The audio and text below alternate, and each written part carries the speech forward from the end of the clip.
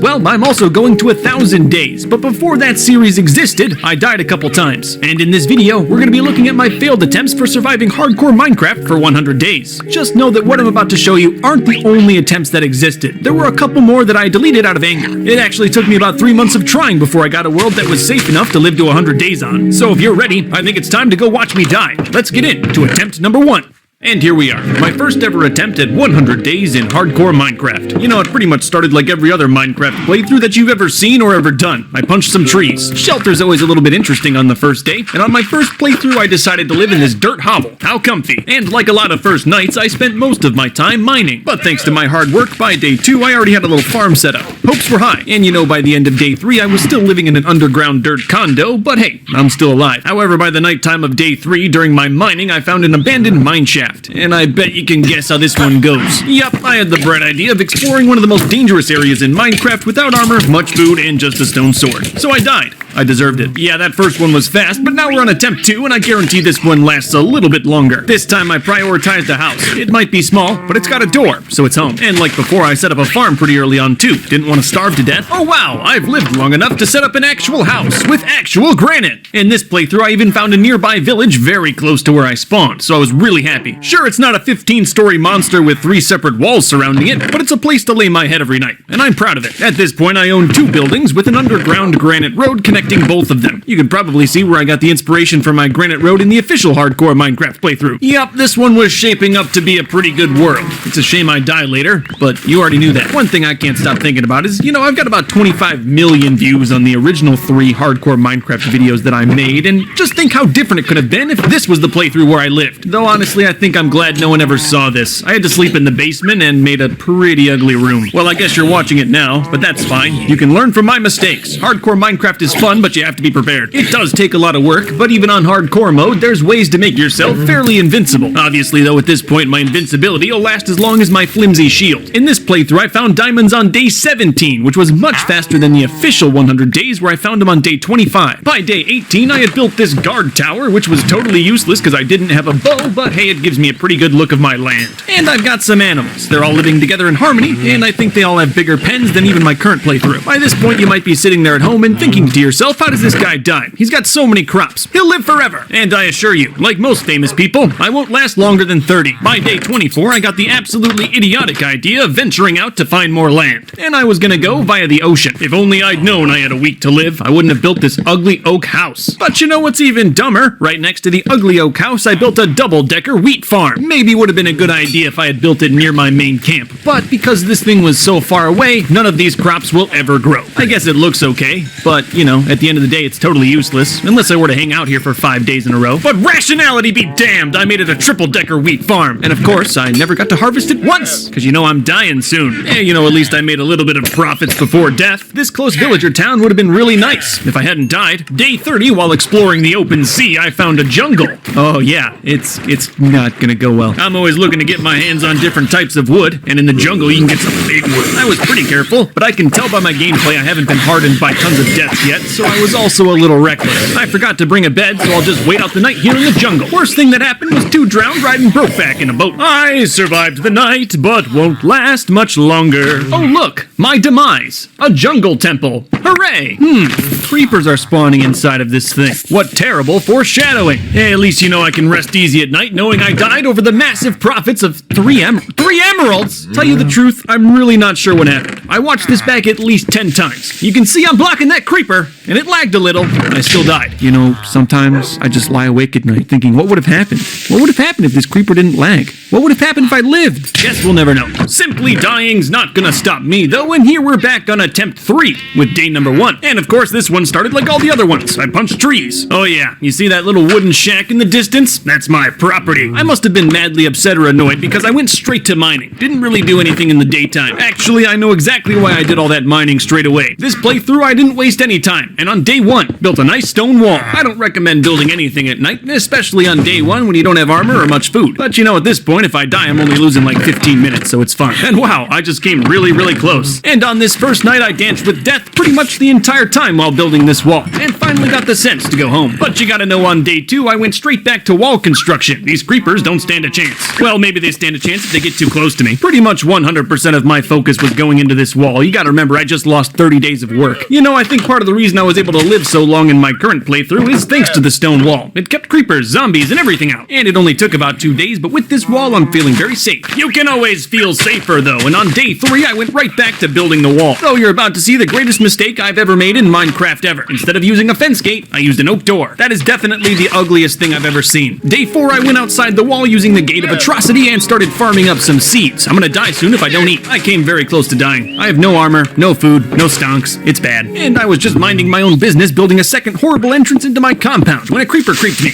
and I died. So after putting oak doors in my wall twice, I'm kinda glad I'm dead. Alright, this one's starting on day 8, the day I die. Spoiler alert, I'd love to show you the first 7 days of this playthrough, but after dying, I must have deleted the files in my searing and eternal rage. This one actually happens to have a fairly interesting build. I built myself a little shack inside one of these generated mossy cobblestone structures. And you know I'm not doing too bad for day 8. I've got redstone, gold, iron, even some leather armor. As far as my land goes, it's not too bad either. I've got a nice high wall right outside my house and also some good stonks. It was an interesting world. I kind of spawned in the middle of the ocean on an island, which was just an insanely cool prospect. The island was essentially one large mountain surrounded by ocean, and just imagine if I had 1,000 days to build this all up. It would have looked fantastic. But you gotta remember that I'm dying today, just like you someday, Aiden. You know, you can never expect what's gonna happen in a hardcore Minecraft world. Here I was just enjoying the rain, admiring my stonks, looking out on my land, when a creeper creeped up on me, and I died. I'm pretty sure he spawned inside my mine and walked all the way up just to kill me. And this is the last hardcore Minecraft attempt. Remember, I die at the end, so don't get too attached to me. Unfortunately, I didn't spawn next to an awesome generated mossy cobblestone structure, but I did spawn next to this body of water, so at least we'll have some crops. Oh, and of course, by day 2, I'm already setting up that wall. And by the end of day 3, you can already tell I had some massive plans for this farm. Walling and overall safety is still my primary focus, though. I'm not trying to get clapped by some creeper sneaking up on me. But hey, I learned from my mistakes. This time I used fence gates instead of oak doors. Are you proud of me? And you know, this is probably the first time I made a base that looks a little bit like the official base in my Minecraft playthrough. And once I got a full set of iron armor with a shield and iron weapons, I figured I could live a long time in this world, even though I don't. Unlike the previous attempts that you've watched in this video, I did almost no exploring. Almost all of my energy went towards making my original compound safe. With my hardcore Minecraft series, I think I've inspired a ton of people to try this themselves, to live to 100, 200, or even 300 days. And just know that there's no shame in taking some time and making a safe base. In each of these playthroughs that you've watched, I wanted to live to 100 days, and this is probably the first one where I even had a chance. I would spend every day farming and putting up walls, and then all night mining for more materials. Sure, it might have been a little boring, but you know, if I lived to 100 days, it definitely would have got interesting eventually. I'm not sure why, but on day 12, a lot of the audio was overlaid with some Fortnite gameplay. I'm pretty sure it's because I left my microphone on and Tor was playing some Fortnite, but I can't be sure. I guess it's kind of funny.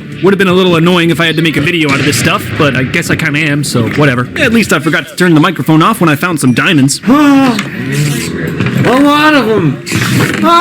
8 of them! Hell yeah. Those diamonds did end up giving me a lot of confidence, though. Here I am pattering around an abandoned mine shaft, which is pretty dangerous. If you remember, I died in one of these. But you can't really blame me. With diamond weapons and full iron armor, it's pretty normal to feel a little powerful, especially after like 15 days of labor. This is also the first time I used the concept of my mob containment chamber. Here I'm trying to trap a zombie. The idea was incredibly low tech. You can see here I'm mostly just using water to get him inside. Ha-ha! I've done it! He's captured! And as you know, in my official 100 days playthrough, I was able to replicate this, but with 2 creepers. This time I was even able to get a dog, and honestly, I probably would have talked about him. I could have done a little more prep, though. Day 18, I'm already out on the open sea looking for some paint. And by day 20, I had found a buried treasure map, which I had never done before. I'm telling you right now, it goes bad. First off, I had little to no experience with buried treasure maps. I basically didn't have any idea what I was doing. Secondly, I wasn't outfitted for this. Not only did I only have iron armor, but I didn't have any enchantments like respiration or depth strider. Here you can see I'm already slowly starting to drown. And lastly, now I'm being attacked by a drowned with a trident, and I'm nowhere near my safe hidey hole. And in the end, I got very close to safety, but the drown still got me. No! And that's it. That's not all of the attempts to get it perfect for the 100 days playthrough. There were a couple extras, but I deleted those, probably out of anger. Of course, I only had to survive one time to make the series that you all know and love, 100 Days. Like I said at the start of this video, I'm currently still working on 1000 Days Hardcore Minecraft, so so hopefully you'll see that soon. But until then, I've got some other Minecraft videos planned, so you'll get your fix. I hope you enjoyed watching me die. I definitely did. Thank you all for watching. Please, stay notable. And I'll see you in the next video.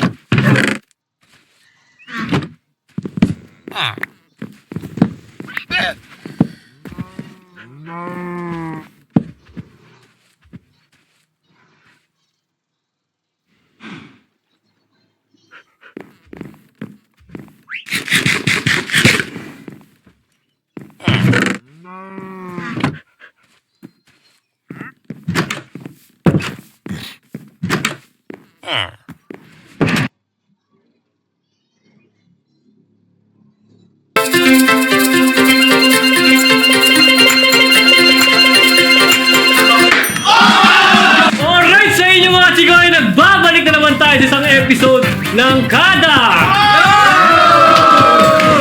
Sa episode na ito ay may gagawin tayong kakaiba at masaya. Ano yun? Ano yun? At yun ay tinawag na Spunk Me da? Spunk Me. Ang mechanics ng laro natin, ang taya ay naka-blindfold. Na kung saan ay wala siyang nakikita sa paligid. Lahat kami ay nakasuot nito. Na kung saan, tutunog ito kada apak mo. So ngayon, ang meron ka lang ay sense of hearing. May narinig ka. Ngayon pag napalo, maganda yung tinamahan mo sige, sa ngayon yung magiging tala. Ngayon pwede mong sabotahe dito. Paano? Itulak mo yung kasama mo, patunugin mo yung paa mo sa likod niya para siya maampas. Bahala ka na. Nasa sa'yo na yun. Ano, simulan na natin? Let's go!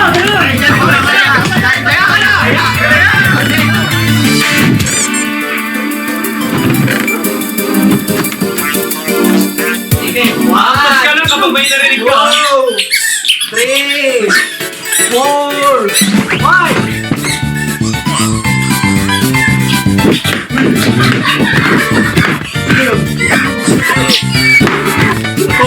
Tumul ka na.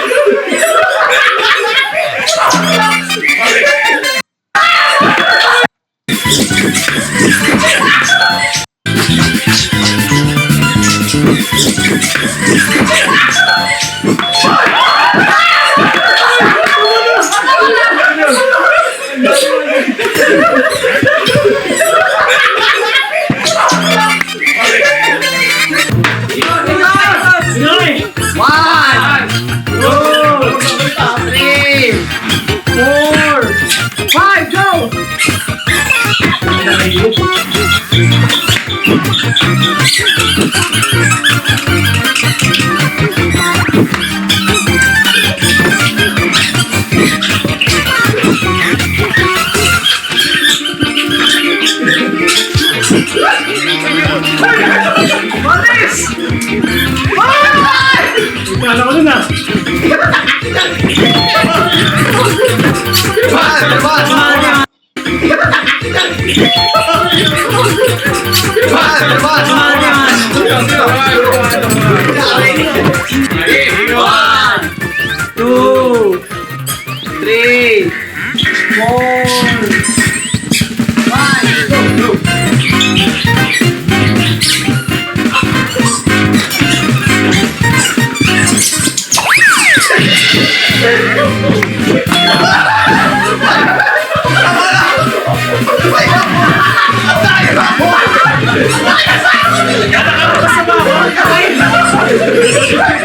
ubos na. O sige, busan na. Hindi, isa lang tayo. Hindi isa tayo. Kunwari, tapos na ako. Pumalo-palo. Kung sino yung matataya ako, out na ako. Pangalawang ano? Pangalawang. 4, 5,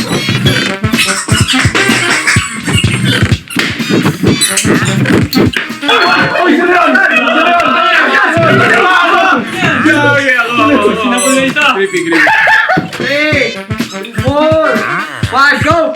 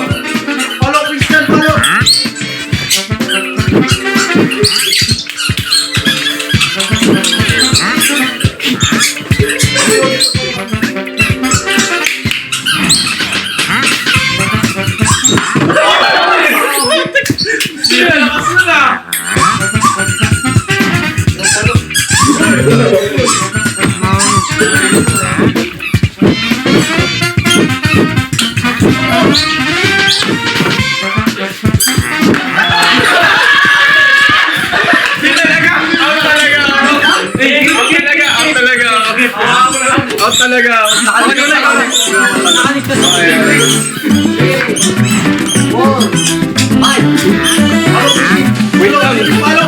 Wait lang, nahilo ako.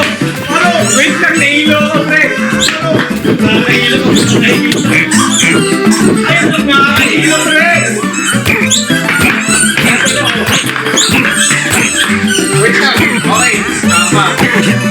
Let's go. One, two, three, 4, 5.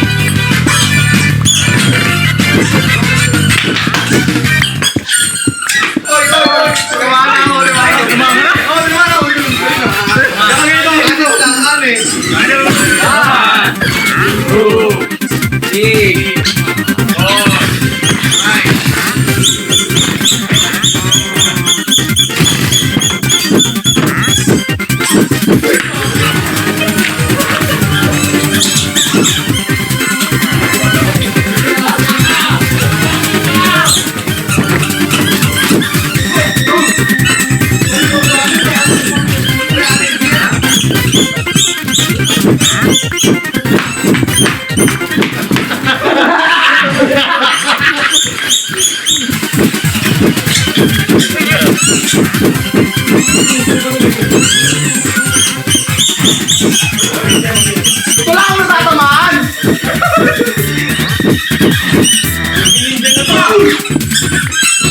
Wala!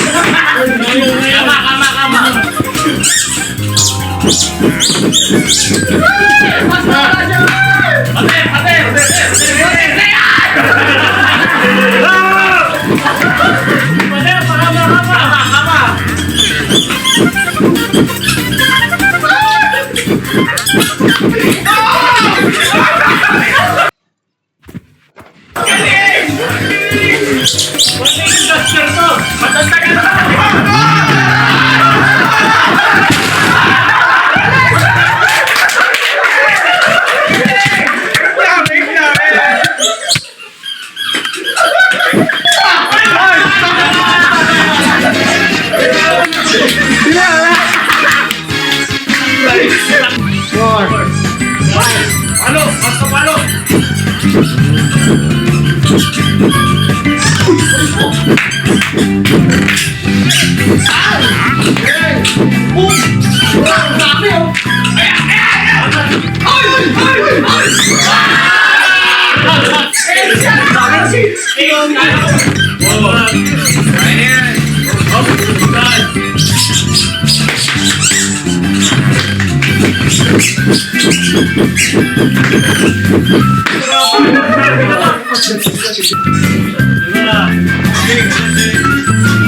Okay, ayun na. Last ko lang pa.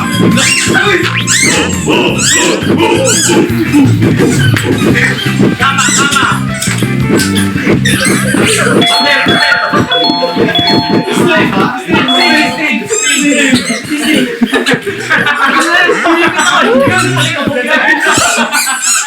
Dapat siya lang. Uy, palo ah, palo. Yung palo. Palo. Palo ah.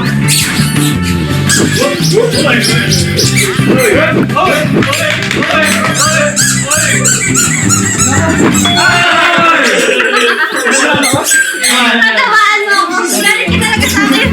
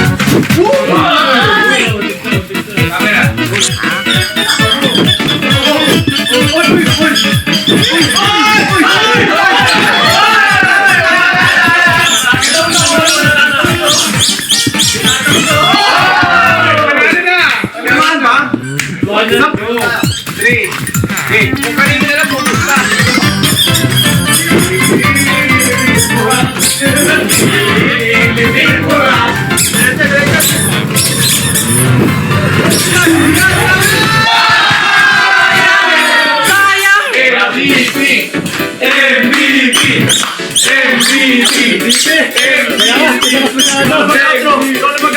dahil ako nanalo sa mag-barabara dance, ay tapos na ang ating Spot Me Daki!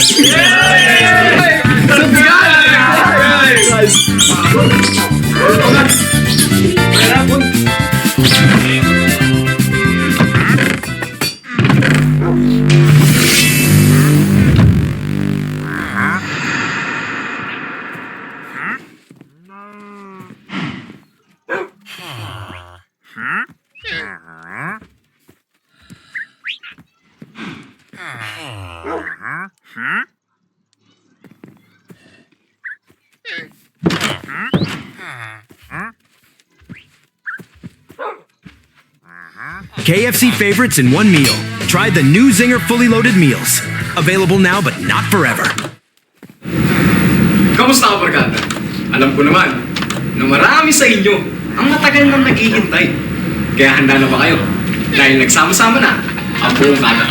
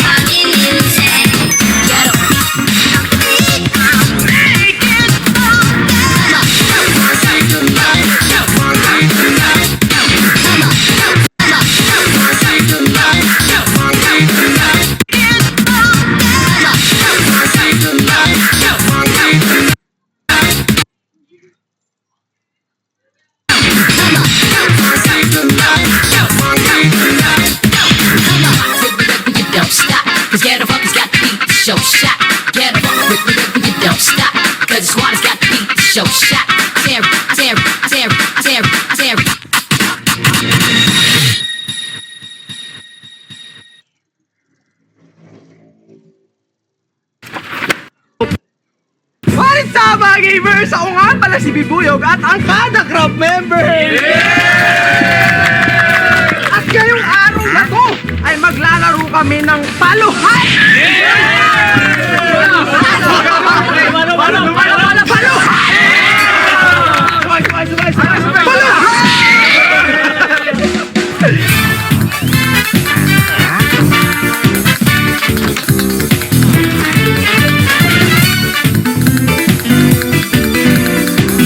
Paano yung team natin? Team, sakit mo ulit. Okay, may team. Ganun din o ganun lang. Dami naman tayo eh. Ayoko na kayo ka-grupo. Parang tumami yung may team. Oo nga. Ano? Pwede may iba tayo. Nakaitim ha. So yung mechanic.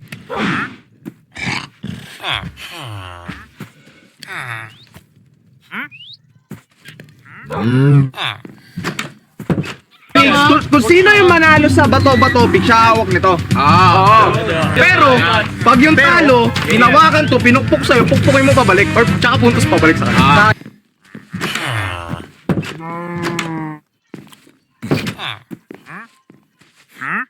Bato-bato, pick ka tatlo. Bato-bato, pick. Bato-bato, pick. Pick. Pick. Pinag-out mo na! Sinalo! Punta sa nila yun! Ay, sorry. Hindi, okay lang yun. May partida yun. Ay!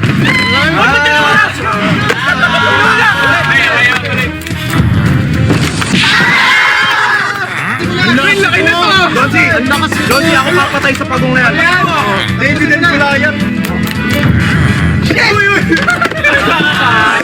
Ay, sa pa! Reaction time! Diretso na! Ayun!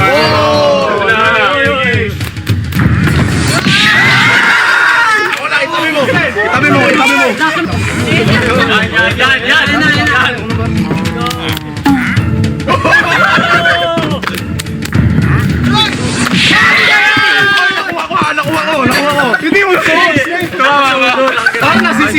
kayo ni Creepy. Pareho kay hard up ng buwa. Defensive mode ako.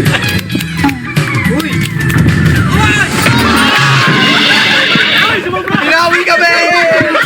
Ay, tama mo, may galit ka dyan, ha? Oo! Malate ka na 5 oras! Defensive mode! Reaction time!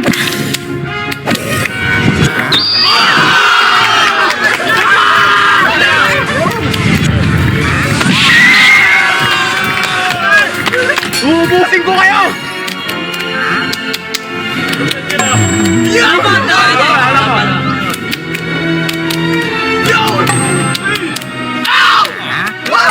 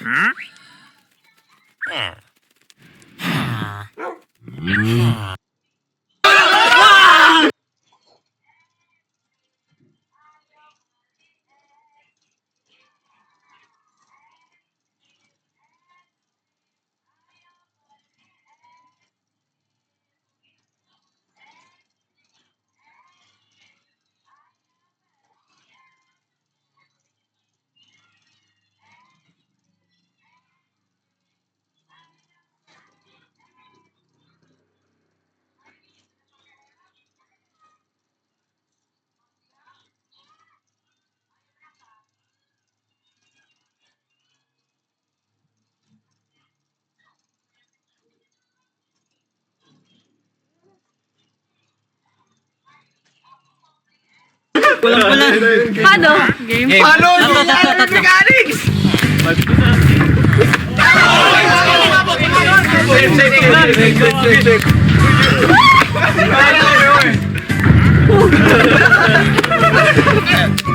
Ang daya! Ulit.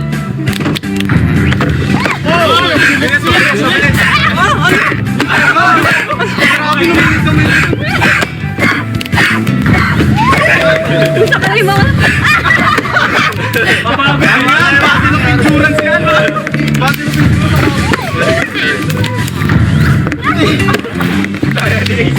Kabila na yung kampas. Bakit na-slow mo pa rin? Na-slow na natin!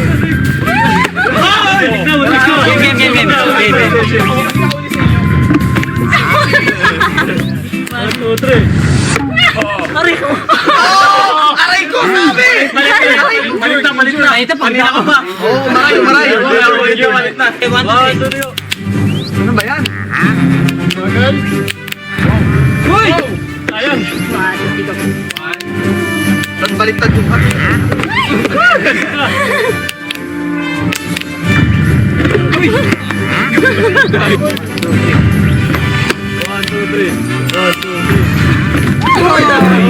Pagligtas eh.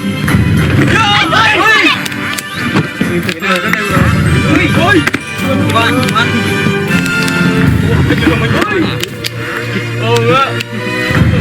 Sampalin mo na lang! Pagod na yung pareho. Sampalin mo na lang! Isang bagsak na lang! Isang bagsak na! Paro! 1, 2, 3, go! Ayun!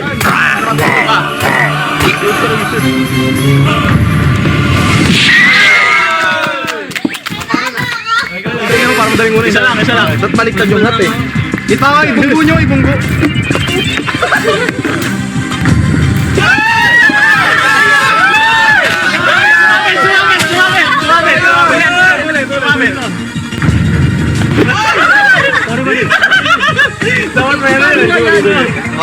bilis.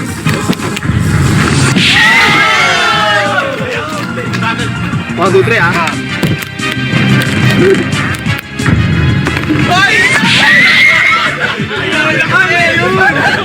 Ikaw na naman!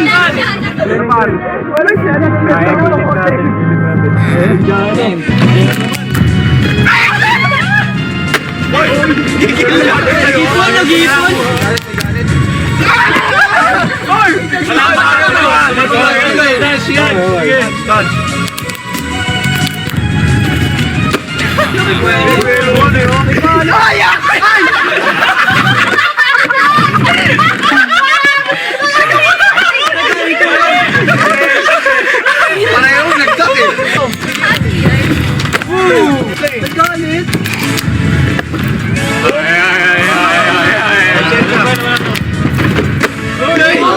Teka lang, konti na ha.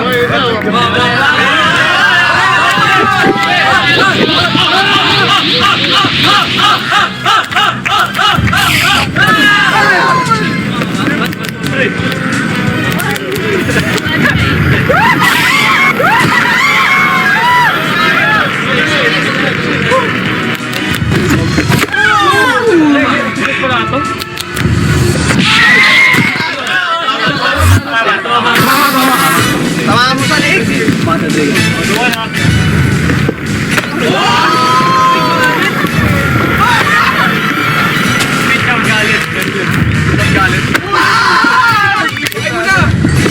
Ay! Sa mukha yun! Sa mukha! Sorry po!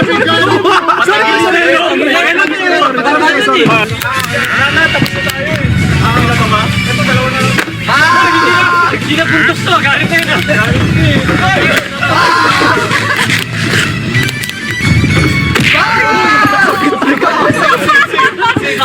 Lumati ko! Ganti lang! Ganti! Pupunta ng bato. Nagpo-process na lang kung nakapos. Uy, ang bilis! Oh! Bait!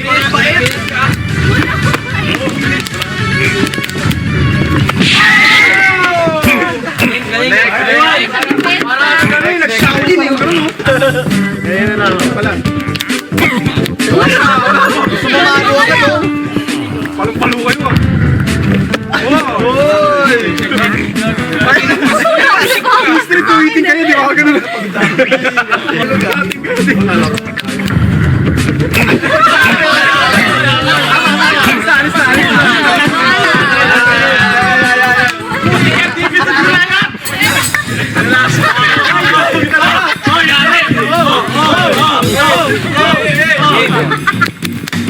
Bakit pagkatapos nun? Bakit ang pasamuha ng isa para mahilog? Sa paliparan ka?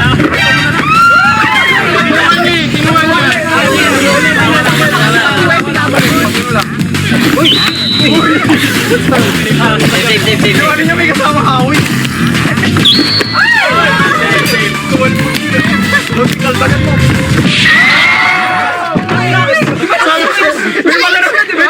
May pagganon-ganon ka pa na lang. Bakit nakita ko kung second race? Ngayon po, nasa tiebreaker na tayo.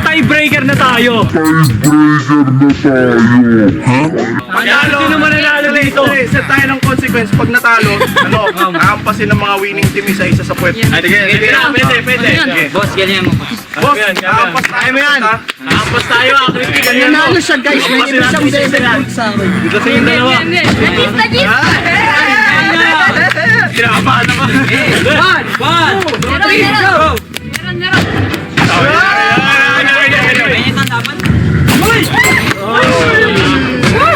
Ano kaya?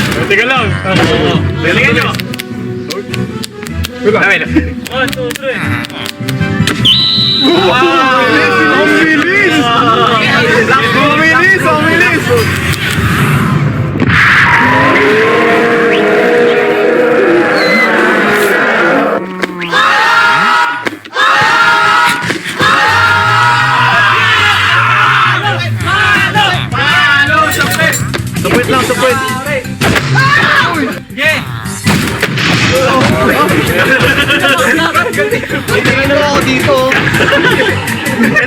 ba dito? Huwag doon. Dinigasan ko yung puwet ko yung armament package. Bakit hindi mo pinalik yung sukli? Parang kaya sakit. Pinapili ka ng sukat, di mo pinalik yung sukli. Oo, pre. Ikaw na bahala. Kasi kayo ko dyan. Offside! Parang pabor pa sa kanya. Parang mali ata. Okay, palo. Anong English ng palo? Pre, teka lang. Ano ako yan? Pangilat pa eh.